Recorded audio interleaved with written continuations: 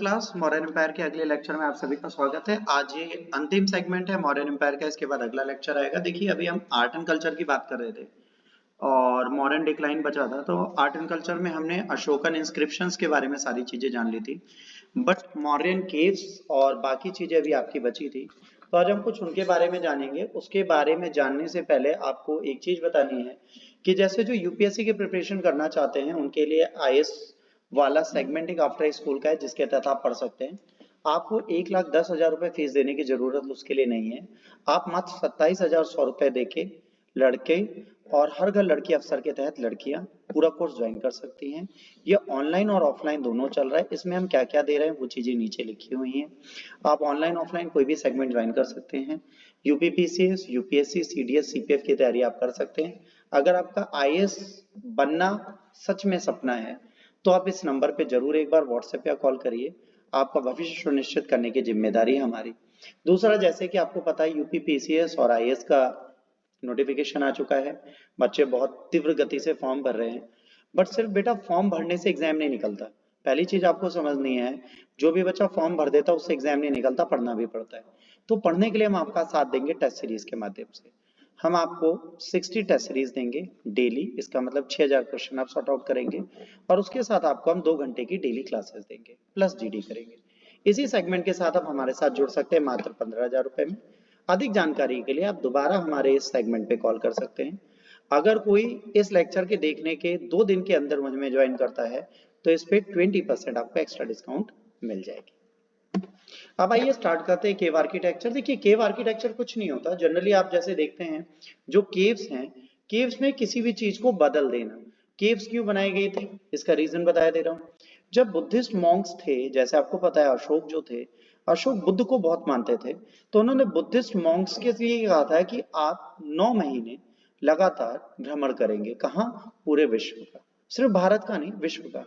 पर भारत में भी जब भ्रमण करना है तो भारत बहुत डाइवर्स प्लेस है, तो यहाँ पे भ्रमण के लिए उनके रहने के लिए कोई जगह चाहिए थी। तो आप बंगलो तो बनवा नहीं सकते थे, महलों में वो रहते भी नहीं। तो जो पहाड़ होते थे, मजबूत पहाड़ होते थे, उनमें वो प्राकृतिक शैलाश्रय जैसी जगह होती थी, या जो मजबूत पहाड़ होते थे उनमें कुछ अमेंडमेंट करके केव आर्किटेक्चर कर देते थे। ये केव आर्किटेक्चर बहुत ज्यादा होते थे। इसमें क्या होता था, उनके रहने के लिए रूम होते थे, स्तूप नहीं होता था उसमें, ध्यान रखिएगा, पर उसमें चैत्य हॉल होता था। ठीक है, उसके साथ चैत्य हॉल में ब्लेसिंग होती थी कि लोग वहां पढ़ेंगे, वहां पे अशोक के इंस्क्रिप्शन होते थे, उनके रहने के लिए कमरे होते थे। ठीक है, इनकी बहुत सारी डिटेल्स मिली हैं। ऐसी चीज भरूत स्तूप एक मिला है जिसमें बताया गया है कि स्टोन से बनाया गया है, पर प्रारंभ में जब इसे बनाया गया था तो वुड से बनाया गया था। ये क्या डिफाइन करता है? ये डिफाइन करता है बेटा, जब अशोकन एम्पायर ने प्रारंभ में स्तूपा आर्ट स्टार्ट किया तो उस स्तूपा आर्ट में बेटा उन्होंने वुड स्ट्रक्चर स्टार्ट किया। स्टोन स्ट्रक्चर आने में टाइम लगा, स्टोन डे 1 से नहीं आए, इसने बहुत समय लिया। अगर आपका स्टोन स्ट्रक्चर एक दिन में आया होगा तो बिल्कुल पॉसिबल नहीं। अगर आप केव आर्किटेक्चर की इमेज देखेंगे, देखिए कितनी सुंदर केव बना रखी है इन्होंने।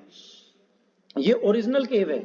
ये देखिए, ये जो केव है, ये सारी केव जो है डेकोरेटिव केव्स बनाई जाती थी। इनके अंदर बौद्ध भिक्षु रहते थे और यहीं पर वो अपने सारे कार्य करते थे। तो आइए मॉडर्न पॉपुलर आर्ट में हम पढ़ते हैं केव आर्ट्स। केव आर्किटेक्चर की अगर हम बात करते हैं, जनरली बुद्धिस्ट और जैन मॉन्क के लिए था, जैसे मैंने आपको बताया। इसके की फीचर क्या थे? ये हाईली पॉलिश्ड थे। इंटीरियर वॉल इनकी डेकोरेटिव गेटवेज थे और इंटीरियर वॉल जो थी हाईली पॉलिश थी। जैसे आज हम अपने घर में पुट्टी लगा के पेंट करते हैं, दीवारें एकदम चमकदार होती हैं, बिल्कुल वैसे ही रहने के लिए इनके लिए घर बनाए गए थे।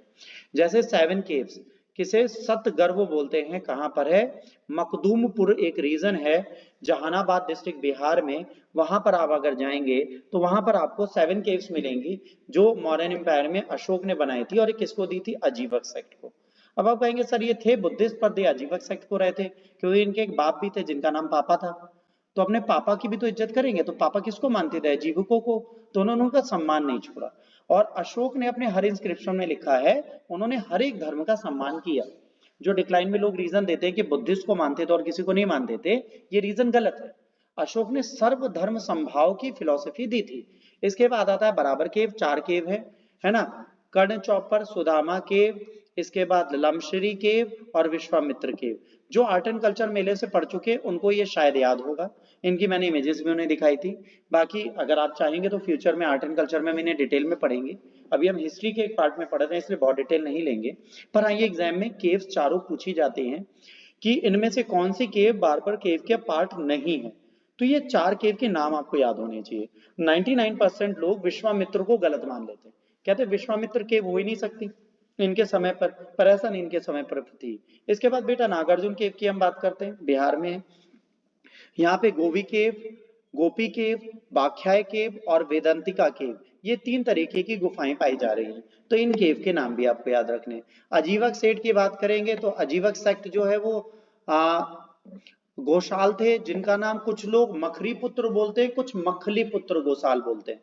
तो शब्द के उलटफेर में मत रहिएगा। और ये महावीर के फ्रेंड थे, मतलब समझिए जो जैन कल्चर था, जैन और मखली पुत्र गोशाल, महावीर और मखलीपुरुष गोटाल 2M एक साथ रहते थे, परंतु बाद में डिस्प्यूट हुआ तो उन्होंने अपनी आइडियोलॉजी ला दी।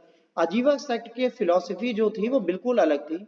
उनके अफेयर्स थे in universe were ordered by a cosmic force called Nitya या नियति। आज भी जैसे हिंदू फिलॉसफी में चलता है ना, जैसा नियति कहेगा वैसा होगा, ये नियति शब्द जो है ये अजीवक सेक्ट का है बेटा, और इसको हिंदू में हमने इनहेंस कर लिया। मतलब नहीं समझ में आया होगा। नियति मतलब डेस्टिनी, हमारी किस्मत। नियति से ही हमारा जीवन चलता है। जैसे कभी हमारे माँ बाप कहते हैं जैसा नियति में लिखा होगा वैसा होगा। नियति means cosmic energy means God. फिर पोस्ट मॉडर्न आर्ट की बात करेंगे तो पोस्ट मॉडर्न आर्ट में भी डिक्लाइन जब इनके एम्पायर का होता है, स्मॉल डायनेस्टीज बन जाती हैं, बहुत सारी चीजें आता है, सातवाहना, इक्ष्वाकुस, अभिराव, वाकाटाका, ये सब आते हैं। तो आर्किटेक्चर में रॉक कट केव्स, स्तूपास ये अभी भी कंटिन्यू हो रहे हैं, बट अब इनका क्लास गिरता चला जाएगा। स्कल्पचर्स आज भी चलेंगे, आज भी मॉडर्न पीरियड जैसी चीजें चल रही होंगी, बट धीरे धीरे डाउनफॉल में आएगा। रॉक कट केव्स की बात करेंगे बेटा तो मॉडर्न में ये भी बहुत सारी थी। चैत्यास बनाए गए थे। चैत्यास की अगर बात करेंगे तो प्रेयर हॉल्स थे, विहारास, मतलब अब जैसे चैत्य बनाए, मान लीजिए ये एक प्लेस है, यहाँ पर ये चैत्य बनाए, यहाँ पर प्रेयर कर रहे हैं। अब प्रेयर के बाद मॉन्क को टहलने के लिए कुछ चाहिए ना, तो वो विहार था। विहार मतलब छोटे छोटे गार्डन। तो ये क्या थे, ये ध्यान लगाते थे। और ध्यान लगाने के लिए सबसे अच्छी चीज क्या होती है, नेचर, प्रकृति। तो ये नेचर के साथ रहेंगे, तो इसलिए क्या बनाए गए थे, विहार। उदयगिरी और खंडगिरी केव्स की बात करेंगे, भुवनेश्वर उड़ीसा में है। इनको पेट्रोनाइज किया था कलिंगा किंग खारवेल ने, और हाथी गुम्फा इंस्क्रिप्शन भी मिला है ब्रह्मी स्क्रिप्ट में। अब ब्रह्मी स्क्रिप्ट किसकी थी, अशोका की। तो ये क्लियर होता है कि हाथी गुम्फा इंस्क्रिप्शन में भी कहीं ना कहीं अशोक से रिलेटेड चीजें आपको मिलती हैं। फिर आता है रानी गुम्फा अभिलेख, डबल स्टोरीड है। सबसे इंपॉर्टेंट चीज एग्जाम में आपसे पूछी गई है कई बार कि रानी गुम्फा केव है इकलौती जो डबल स्टोरी है। जैसे घर होते हैं ना, पहला माला दूसरा माला, ये इकलौती केव है जो 2 स्टोरी है। 2 माले की और कोई केव नहीं मिली पूरे भारत में, एक ही मिली है जिसका नाम है रानी गुम्फा केव। तो अगर एग्जाम में कभी भी आए तो आपको ये ध्यान रखना पड़ेगा। स्तूपा मैंने बहुत ध्यान से पढ़ा है। तो स्तूप क्या होता है बेटा, एक सेमी डोम स्ट्रक्चर होता है कुछ इस तरीके का बना, और ये बहुत सॉलिड होता है। ये ईंटों से बना दिया जाता है और इसे भर दिया जाता है। फिर इसके चारों तरफ क्या किया जाता है, परिभ्रमण पात्र बना दिया जाता है। अब ये पात के बाद यहाँ पर तोरण द्वार बना दिए जाते हैं चारों तरफ। ठीक, अब ये देख रहे हैं, ये तोरण द्वार है। अब ये जो तोरण द्वार है, देखिए इसमें नक्काशी की गई है। ये क्या है, ये जो गौतम बुद्ध थे, गौतम बुद्ध के जीवन से रिलेटेड जितनी कहानियां उनको लिखा गया है। तो देखिए तोरण द्वार की बात होती है। भरूच स्तूप मध्य प्रदेश में जो बहुत फेमस माना जाता है। ठीक, इसके बाद स्कल्पचर्स की बात होती है। स्कल्पचर्स आपको पता है गंधार, मथुरा, अमरावती 3 प्रकार के स्कूल थे जिनकी बात होती है। अच्छा, स्कल्पचर्स में भी प्रॉब्लम क्या है, जिस क्षेत्र में, जिस रीजन में होंगे उस रीजन के ट्रेड को ले लेंगे। जो अफगानिस्तान के पास होंगे वो रोमन गॉड को ले लेंगे। देखिए कितने सुंदर बुद्धा, ये इनकी सुंदरता देख के आपको प्रेम हो जाए, परंतु इनकी सुंदरता आपको अच्छी नहीं लगेगी, इनकी सुंदरता अच्छी नहीं लगेगी। ये देखिए जो रोमन गॉड है उन्हीं को कॉपी किया, ऑलमोस्ट नाक मुंह सब उन्हीं के जैसे ले लिए। तो क्या हो रहा है, गंधारा आर्ट की सब आप बात करोगे तो गंधारा आर्ट जो है रोमन या ग्रीक गॉड को कॉपी करता है। ठीक है, तो रोमन ग्रीक गॉड को कॉपी करके उनसे बन रहा है। तो ये वेस्टर्न शाकाज जो है पेट्रोनेज, इसको किसने किया, शक और कुशानाज ने इसको पेट्रोनेज किया। इसके इंपॉर्टेंट सेंटर कौन से थे, जलालाबाद। आपको पता होगा जलालाबाद में अभी एक इंसिडेंट हुआ था कि 7 गौतम बुद्धा की मूर्तियों को बम लगा के तालिबानियों ने उड़ा दिया था। इस पे अगर आप राम सेतु एक मूवी देखेंगे तो उसमें भी उस सीन को कॉपी किया है। ये बहुत निराशाजनक चीज है कि हमारी ऐतिहासिक धरोहर आज नहीं है। इसके बाद एक प्लेस था हद्दा, यहाँ पर भी यही चीज की गई थी। और एक है तक्षशिला पाकिस्तान, तो यहाँ पर और बेरग्राम, इस जगह पर इस तरीके के बुद्धा बनाए जाते थे। तो ये बुद्धा बहुत सुंदर और सुशील माने जाते थे। सुशील शब्द गलत है बट फिर भी बोल सकते हैं। अब की फीचर क्या होता है बेटा, अभय मुद्रा। अब गंधार आर्ट में मुद्राएं चलती थी। ये मुद्राएं बेटा जो चार हैं ये आपसे एग्जाम में पूछी गई, इनको आप कभी मत भूलिएगा। पहली अभय मुद्रा मतलब फियरलेस, उसके बाद ध्यान मुद्रा मेडिटेटिव, इसके बाद धर्म चक्र मुद्रा mean turning of the wheel law, उसके बाद भूमि स्पर्श मुद्रा मतलब जब हम अपने राइट हैंड से धरती को छूकर सत्य को पहचानते हैं। ये चार मुद्राएं आपसे आईएएस में भी पूछी गई हैं, पीसीएस में भी पूछी गई हैं और सीडीएस में भी पूछी गई हैं। एसएससी रेलवे बैंकिंग नहीं पूछता क्योंकि उसकी औकात से ऊपर है। अब मुद्रा से related to Buddha Gandhara school में पहला है वत्रिका मुद्रा। वत्रिका मुद्रा में tips of the thumb of index finger touch each other, ये जो दिख रहा है ये मुद्रा अगर इस तरह कर देंगे तो मुद्रा बन जाएगी। ये मुद्रा हर बंदा बना लेता है, मैं भी बना लेता हूं। इसके बाद अंजलि मुद्रा। अंजलि मुद्रा both hand close to the chest and palm finger joint against each other vertically, namaste posture. इसके बाद बोधिसत्व। बोधिसत्व का मतलब होता है वो व्यक्ति जिसने नॉलेज तो पा ली है, ध्यान रखना बोधिसत्व क्या होता है, नॉलेज पा ली है, ये तैयार हैं क्या करने के लिए, परफेक्ट नॉलेज अटेन कर चुके हैं, पर वो अपने अटेनमेंट को मतलब अपने निर्वाणा को रोक रहे हैं। किसके लिए, आपको निर्वाण दिलाने के लिए। वो धरती पे रहेंगे पर आपको मार देंगे, आपकी मृत्यु के मार्ग में आपके साथ खड़े हैं, स्वयं मर नहीं सकते क्योंकि उनका काम क्या है, आपको आगे बढ़ाना। तो ये देखिए, ये आपको मैंने बताई थी जो चेस्ट के पास रहेगी मुद्रा, ये रही, ये इनकी ध्यान मुद्रा है जिसमें ये ध्यान लगाते थे। ये देखिए ये अलग मुद्रा है जिसको क्या बोलते हैं, वर्धा मुद्रा। तो ये सारी मुद्राएं जो है, उत्तर बोधि मुद्रा, तो ये सारी मुद्राएं आपको याद रखनी पड़ेगी। ठीक, तो इसका स्क्रीनशॉट ले लीजिएगा जब लेक्चर रिकॉर्ड होके आ जाए। क्षमा करिएगा, थोड़ा खांसी आ जाती है कभी कभार, शरीर है, शरीर में कष्ट रहने चाहिए, आप लोगों के भी होंगे। अब इसके बाद अगला है बेटा कर्णा मुद्रा। कर्णा मुद्रा बड़ी गंदी मुद्रा है, अगर आप इमेज देखेंगे तो बहुत अच्छी सी दिख रही होगी। एक बीच की उंगली को पकड़ लिया है और रिंग फिंगर को मोड़ दिया है, तो ये मुद्रा बनाई जाती थी। इसके बाद वज्र मुद्रा होती है। वज्र मुद्रा होती है किसी चीज को पकड़ लेना, जैसे अंगूठा पकड़ के बैठ जाना छोटे बच्चे की तरह, तो ये सारी मुद्राएं बनाई जाती थी। इसके बाद बेटा आता है मथुरा आर्ट। मथुरा आर्ट में क्या है, मथुरा आर्ट में सिंपल सी चीज है, बहुत ज्यादा सुंदर नहीं है, भद्दे मूर्तियां बोधिसत्व बनाए गए, सब कुछ बनाए गए, बट यहाँ पर जैसे लॉर्ड विष्णु बनाए गए, Lord Vishnu, Lord Krishna, Lord Ganesh, Ganesh तो नहीं, गणेश की तो सूंड थी, लॉर्ड रामा, इन तीनों को अगर आप एक साथ देख लेंगे तो आपको पहचानने के लिए एक को धनुष में पहचानना पड़ेगा, एक को ध्यान में पहचानना पड़ेगा, एक को बांसुरी से पहचानना पड़ेगा, वरना तीनों लगेंगे एक ही। तो मथुरा में क्या है, भगवान की शक्ल सेम है, कपड़ों से और मुद्राओं से पहचाना जाता था। इसके बाद आता है अमरावती। अमरावती बहुत गजब की कला है, इन्होंने कुछ ऐसा किया जो किसी को नहीं समझ में आया। जातक कथाएं लिखी, गुफाएं खोद खोद के मूर्तियां बना डाली, मतलब वो 3D डायमेंशनल काम करते थे। प्राचीन काल का 3D वर्क अगर किसी ने किया तो अमरावती ने किया। ठीक है, इसके मेजर सेंटर अमरावती और नागा अर्जुन कोंडा था। ठीक है, अमरावती और नागार्जुन कोंडा था। अब इसके की फीचर्स क्या थे, त्रिभागा पोस्चर अमरावती का।